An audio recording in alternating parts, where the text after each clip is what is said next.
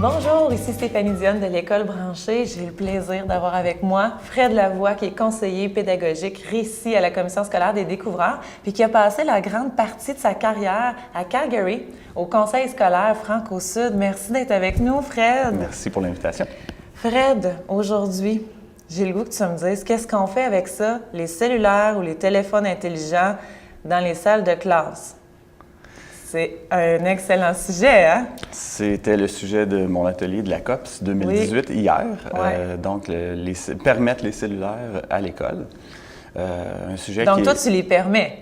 Le titre était assez évocateur. C'était clair. Je me mouillais, hein, comme on dit. J'affichais tout de suite mes couleurs.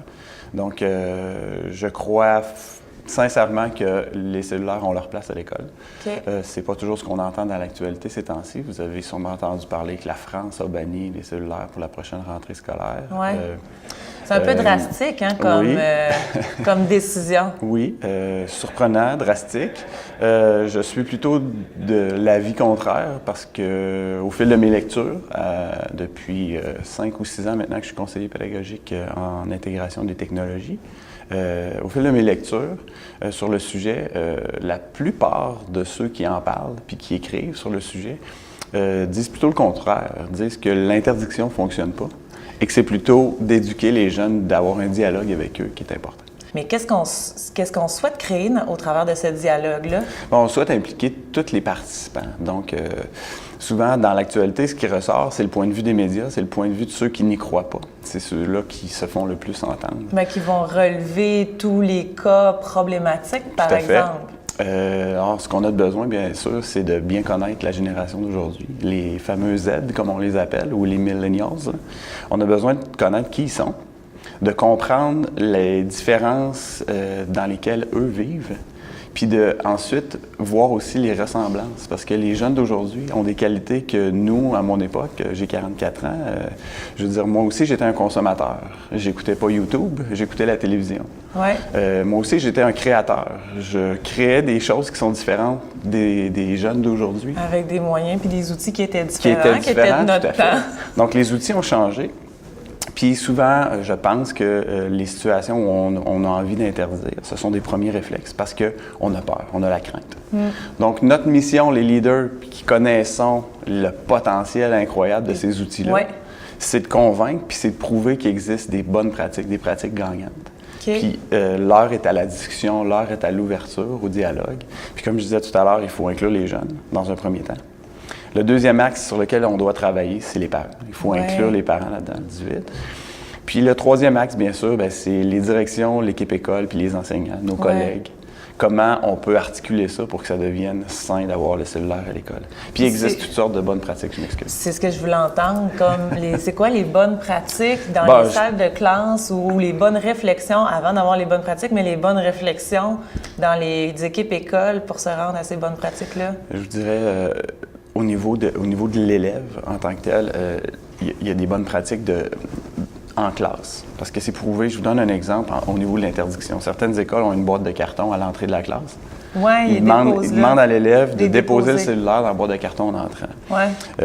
Un adolescent étant un adolescent, on trouve des moyens lorsqu'on est adolescent pour contourner les règlements. Souvent, ce qui arrive dans ce cas-là, puis c'est un exemple, mais c'est arrivé, hein, il y a des élèves qui ont plusieurs cellulaires, ils ont un vieux cellulaire. Donc, le vieux cellulaire va dans la boîte de carton, le nouveau cellulaire reste dans les poches. Puis là, le prof qui a l'impression que ses élèves n'ont pas de cellulaire se rend compte qu'il est penché en dessous de son bureau en train de texter.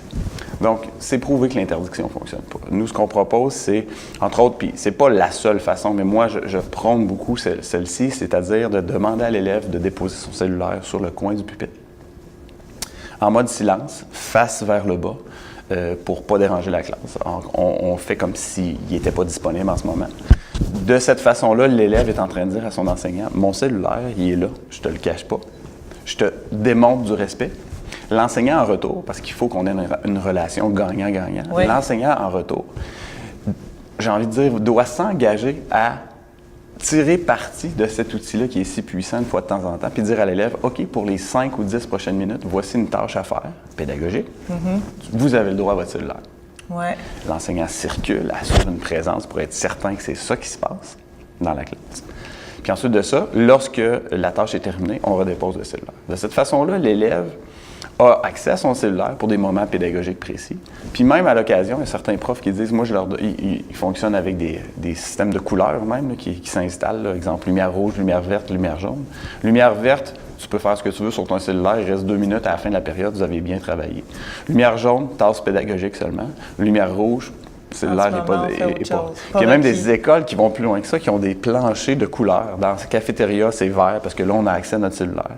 Dans les couloirs, c'est jaune parce que l'accès est plus limité, ou dans la classe, c'est jaune. À la salle de bain ou au vestiaire, c'est rouge parce que là, on n'a pas le droit de s'en servir. Le cellulaire ne rentre même pas là. J'avais jamais entendu ça. Puis en même temps, ce que je trouve sain dans le fait de déposer sur le bureau, c'est le fait qu'on développe un réflexe de dire « OK, tout d'un coup, on décroche, puis on est complètement présent, puis on n'est plus à l'affût de toutes les notifications, de tout ce qui peut se passer à ce moment-là. » Fait qu'on développe un réflexe qui est sain au travers de toute la relation de respect entre l'élève puis l'enseignant qui se développe.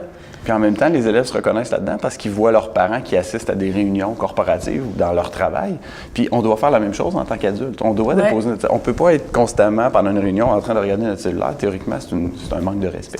Donc c'est toute cette éducation à la citoyenneté numérique en plus, lorsqu'on permet le cellulaire, qu'on peut avoir avec les élèves. Lorsqu'on interdit le cellulaire, on met de côté les discussions sur la citoyenneté numérique qu'on devrait avoir avec eux au quotidien. C'est vrai. Puis, quelle autre bonne pratique t'as remarqué ou t'as vu? T'as déjà déposé le cellulaire comme ça par rapport à l'interdire dans une boîte dans la salle de classe, c'est un très bel exemple. Quoi d'autre t'as vu? Les autres bonnes pratiques, j'en ai parlé tout à l'heure, c'est de leur laisser des temps pour qu'eux aient un avantage aussi. Parce que l'enseignant qui dirait « dépose ton cellulaire », mais qui lui donne jamais la chance de s'en servir, à un moment donné, les élèves ne sont pas dupes, ils vont dire « OK, c'est encore une nouvelle chose que vous avez inventée pour nous empêcher de prendre nos cellulaires, mais qu'est-ce qu'on gagne là-dedans, nous? » Donc, c'est important de vraiment s'investir de façon authentique dans ce processus-là avec les élèves. D'autres bonnes pratiques, moi, je pense que je reviens toujours à la même chose, c'est le dialogue. On a besoin de les inclure dans la discussion. Qu'est-ce qu'on peut faire pour améliorer notre vie avec le cellulaire? Parce que dans plusieurs écoles encore, on a encore la pancarte cellulaire interdit. Là, hein? Ben oui. Fait que l'élève qui grandit dans une génération où presque tous les élèves, à la fin de leur secondaire 5, une statistique nord-américaine, 98% des élèves ont un cellulaire. Donc, ça fait partie de leur génération. Ils arrivent dans un endroit qui est leur école, leur milieu de vie, puis l'école dit « pas de cellulaire ». Fait que le message, il est écrit en lettres majuscules. « T'es pas super bienvenu ici avec qui tu es ». Moi, je vais jusque-là. Hein? Donc, c'est vraiment important de comprendre ça, puis de changer le message, amorcer la discussion, le dialogue, donner des outils aux parents, puis après ça, revenir avec nos directions d'école qui ont un rôle clé à jouer. Une ouverture, amorcer une discussion dans l'équipe école pour trouver justement, s'informer des bonnes pratiques comme celles que je viens de mentionner. Exactement. Oui, parce que moi, j'ai été témoin d'un cas où j'ai une amie qui est mère monoparentale et donc assez jeune, au secondaire, sa fille, elle avait un téléphone cellulaire parce que sa mère voulait toujours être en mesure de l'accompagner. Puis à un certain moment, sa fille s'est fait prendre dans un corridor à parler ou à avoir son téléphone dans les mains. Ça l'est fait confisquer. Il a fallu que la mère ait expliqué à quel point c'était un outil qui était sécuritaire pour eux puis qui leur permettait de communiquer. Puis il y a même des familles qui n'ont même plus de téléphone de maison. Ce sont que leurs cellulaires qui vont les connecter ensemble. Donc je pense qu'effectivement, dans ce contexte-là, ce que tu proposes comme dialogue enseignant-élève et inclure la famille, les parents, c'est extrêmement gagnant. Puis je pense qu'on a aussi une mission de contrer les messages négatifs par rapport à l'utilisation du cellulaire qui sont propagés dans les médias.